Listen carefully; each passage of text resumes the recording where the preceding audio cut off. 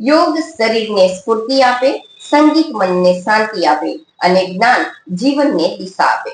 આ સુંદર ભાવનાને સાકાર કરવા માટે અંકલેશ્વરની જાણીતી શૈક્ષણિક સંસ્થા શ્રવણ વિદ્યાભવન ખાતે 21મી જૂન વિશ્વ યોગ દિવસ અને વર્ષના લાંબામાં લાંબા દિવસના સંદર્ભે એક ભવ્ય કાર્યક્રમનું આયોજન કરવામાં આવ્યું હતું. શાળામાં 20 જૂનના રોજ વિશ્વ યોગ દિવસની ઉત્સાહભેર અને શિસ્તબદ્ધ ઉજવણી કરવામાં આવી હતી. શાળાના પ્રમુખ કિશોરભાઈ સુરતી તથા આચાર્ય દીપિકાબેન મોદીના કુશળ માર્ગદર્શન હેઠળ આ આખો કાર્યક્રમ યોજાયો હતો. આ પ્રસંગે મુખ્ય મહેમાન અને યોગા ટ્રેનર તરીકે શ્રીમતી સેજલ કાપડિયા ખાસ ઉપસ્થિત રહ્યા હતા.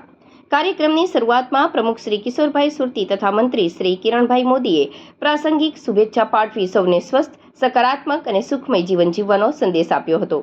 યોગના પવિત્ર પ્રાંગણમાં યોગા ટ્રેનર સેજલ કાપડિયાએ વિદ્યાર્થીઓને પ્રાયોગિક ધોરણે વિવિધ આસનો, પ્રાણાયામ અને સૂર્ય નમસ્કાર કરાવ્યા હતા. તેમણે રોજિંદા જીવનમાં યોગનું મહત્વ સમજાવતા જણાવ્યું હતું કે જો તન અને મનને સ્વસ્થ રાખવું હોય તો જંક ફૂડથી દૂર રહેવું અનિવાર્ય છે.